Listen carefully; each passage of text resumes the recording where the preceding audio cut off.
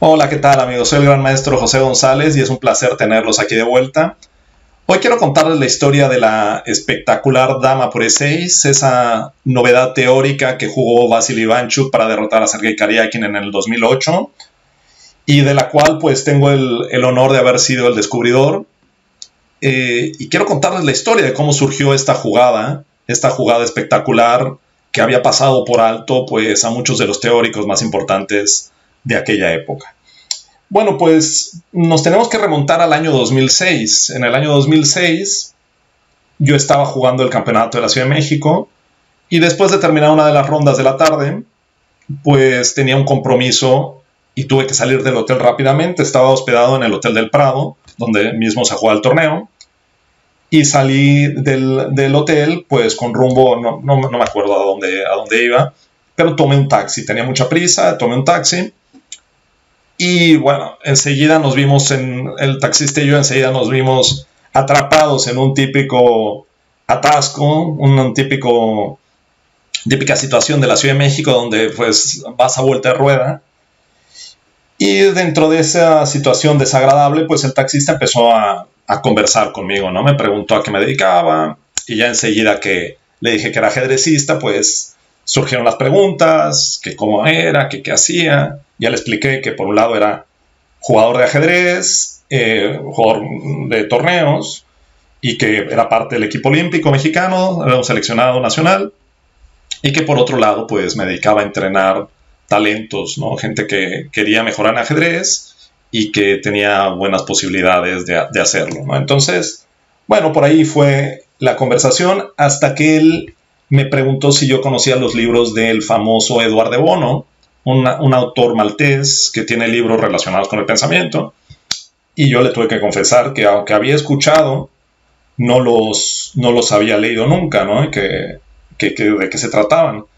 Me comentó que eran libros que trataban temas de creatividad y bueno, muchos temas relacionados con el pensamiento, y me recomendó mucho para mi caso en concreto El pensamiento lateral, que es el título de uno de los libros más famosos de Edward de Bono. Y bueno, en fin, que él insistió mucho en el tema y creo que en realidad él, además de ser taxista, obviamente tenía alguna profesión que bueno, en este momento no estoy seguro de qué me dijo, si me dijo que era psicólogo o alguna otra cosa, pero bueno. Entonces ya llegué a mi destino y pronto conseguí el libro porque realmente me dejó intrigado y vi que tenía buenas críticas, ¿no? Que era un libro realmente muy famoso, este del pensamiento lateral. Enseguida lo leí y una vez, cuando ya regresé a Barcelona después de jugar el campeonato nacional, he de comentar que yo ya desde aquella época ya residí en Barcelona, desde el 2004, pero bueno, esto es en el año 2006, y normalmente iba a jugar los campeonatos nacionales, tanto el abierto como el absoluto. Y bueno, una vez en Barcelona, mi labor principal era entrenar en el centro de tecnificación de la ciudad de Barcelona a los jugadores más talentosos del momento, entre quienes se contaba quien hoy es gran maestro, Daniel Alsina. Y ya por entonces tenía una capacidad de trabajo y bueno, era impresionante. Cualquier cosa que le enseñaras, él ya al otro día la conocía mejor que tú. Era francamente apabullante, ¿no? Entonces, lo que sucedió es que en los métodos de Bono, pues yo quería ver cómo podía adaptarlos al tema del ajedrez. Y, y la manera que más me funcionó fue utilizar la idea siguiente, que es, para conseguir una determinada tarea o llegar a un determinado camino, hay muchos, a un determinado lugar, perdón, hay muchos caminos o hay muchas alternativas que te van a llevar a eso que tú tienes, a ese objetivo. Normalmente consideramos las más normales, las más corrientes.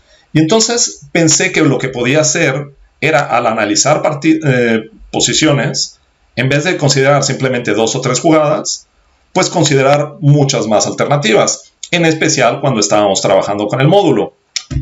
Esto es típico que cuando pones el módulo le pides que te dé dos o tres jugadas, ¿no? Pues en vez de dos o tres yo le pedía que me diera 12, 14.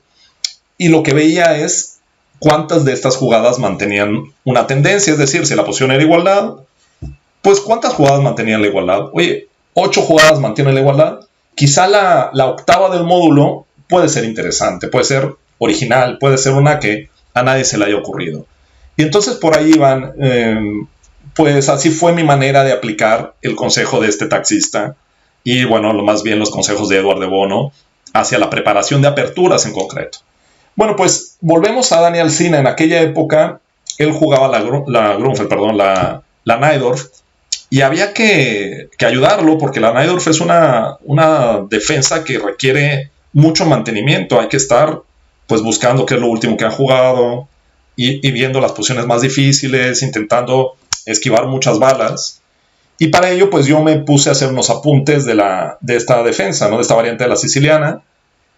Y cuando llegué al SOSIN, con el método que estaba utilizando de tener el módulo encendido con muchas jugadas, cuando llegué al SOSIN, resulta que esta variante que yo ya la había visto, me había llamado la atención, porque Karjakin había ganado una partida muy fácil, pero resulta que en esa misma posición en la que Karjakin había ganado una partida muy fácil, existía este fantástico sacrificio de dama, y el módulo la daba como la quinta o sexta, o sea, no era la primera del módulo. Es decir, que ahí, gracias al método, la pude descubrir. Los módulos de hoy en día es posible que la den en las 3 primeras, pero en aquel tiempo los módulos eran un poco más atrasados, en especial el módulo que yo utilizaba, que estoy prácticamente seguro que sería el Fritz 6 o algo así, ¿no? Entonces, descubrir la jugada, me quedé atónito al ver dama por E6 y se la mostré a Dani, ¿no? Le dije, ¿qué te parece esto que te podrían llegar a hacer en la variante principal del SOSIN? Y me dice, bueno, interesante.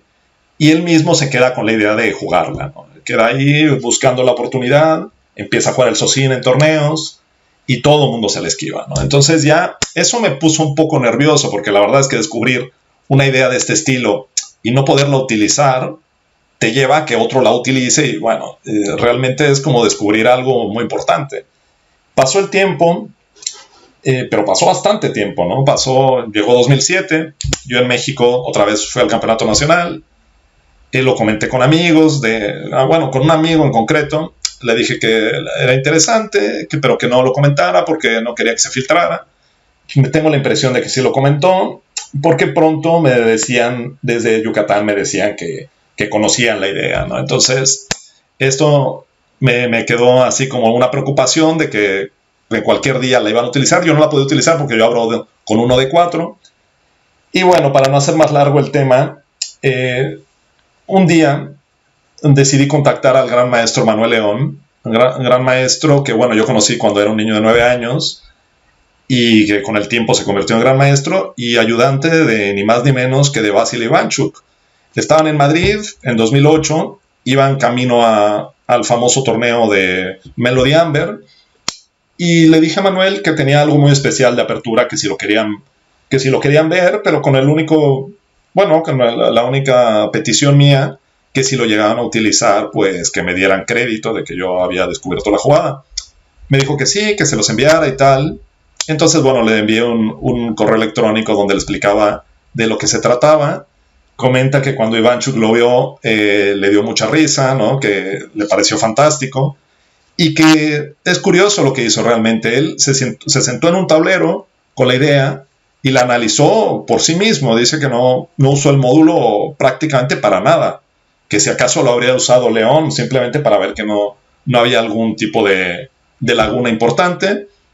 Y con la fortuna de que esto fue el día 9 de marzo y unos días después, el día del cumpleaños de Ivanchuk, el 18 de marzo, pudo jugarla contra Sergei Karjakin, ganando una partida muy buena. Bueno, a ritmo rápido, porque quizás sea arriesgado jugarla a un ritmo más lento. Yo creo que se hubiera atrevido, pero bueno, lo que sí está claro es que una vez que la juegas, no la puedes repetir porque no te va a dar ventaja. Más que nada ese nivel. Se basa mucho en el factor sorpresa. Y bueno, les quiero mostrar la partida una vez que les he contado la anécdota. Es una partida que le ha dado la vuelta al mundo, pero bueno, vamos a ver. Ivanchuk con blancas, 18 de marzo del 2018, contra Sergei Karjakin. Tenemos aquí la defensa Najdorf, el ataque SOSIN, E6, alfil B3 y B5. Esta es la línea principal. Existen otras, caballo BD7 es muy popular.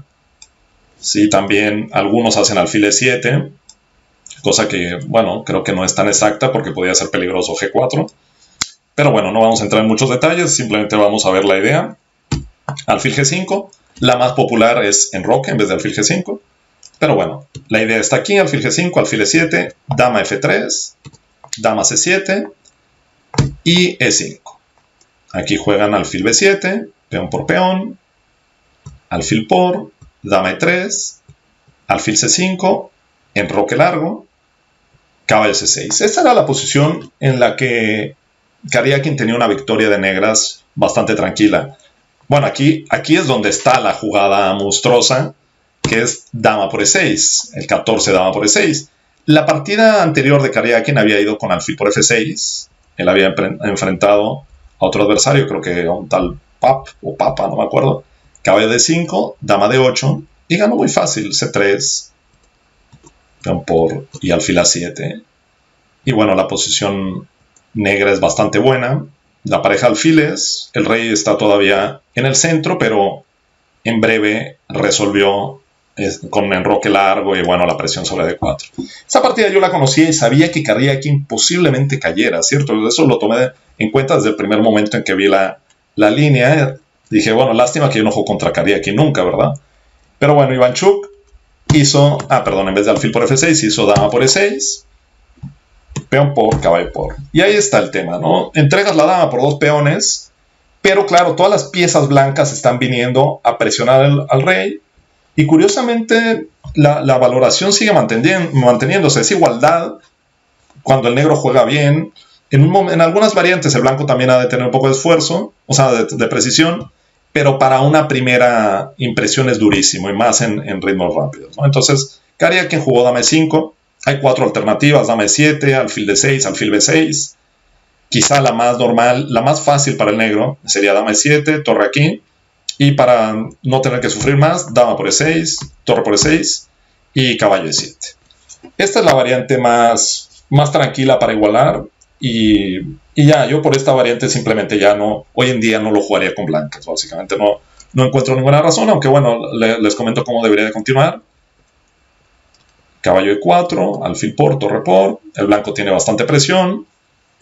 F5. Y entonces acá, después de esto, se llega a un final pues igualado, ¿sí? El negro tiene calidad de más, pero el blanco tiene 2 peones a cambio y bueno, no tiene mayor gracia. Se puede jugar, pero creo que no conseguiremos nada más que unas tablas a veces incluso un poco sufridas.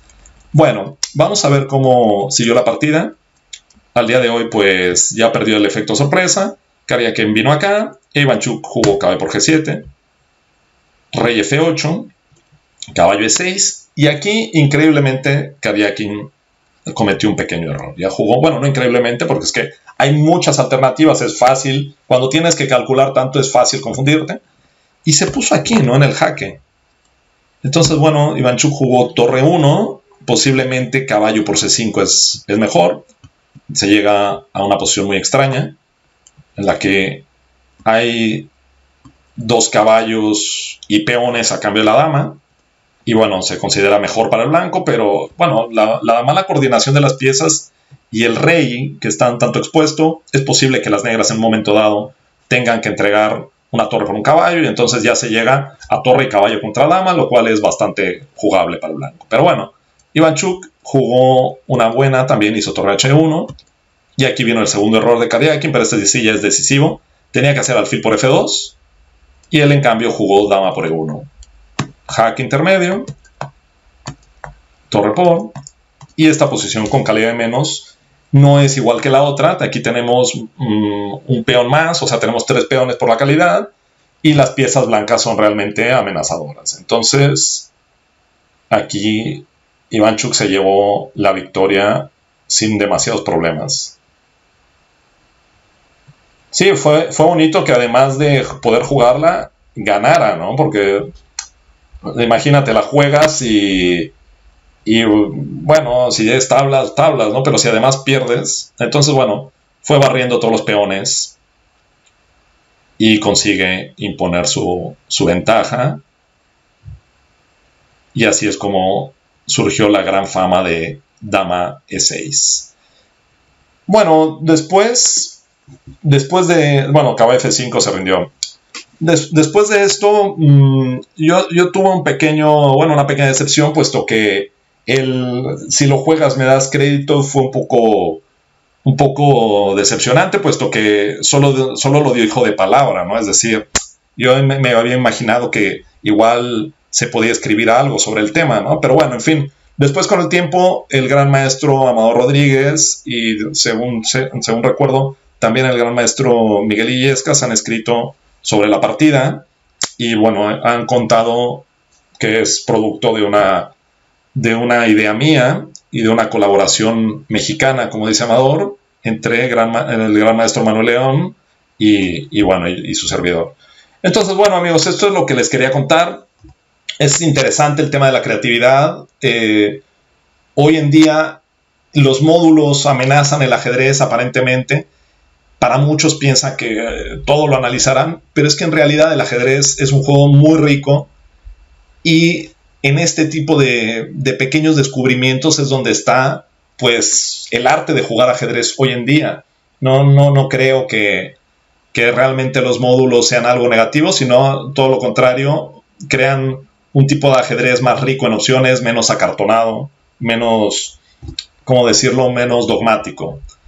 Y bueno, pues espero que les haya parecido interesante esta historia y sin más les deseo un buen fin de semana. Hasta pronto.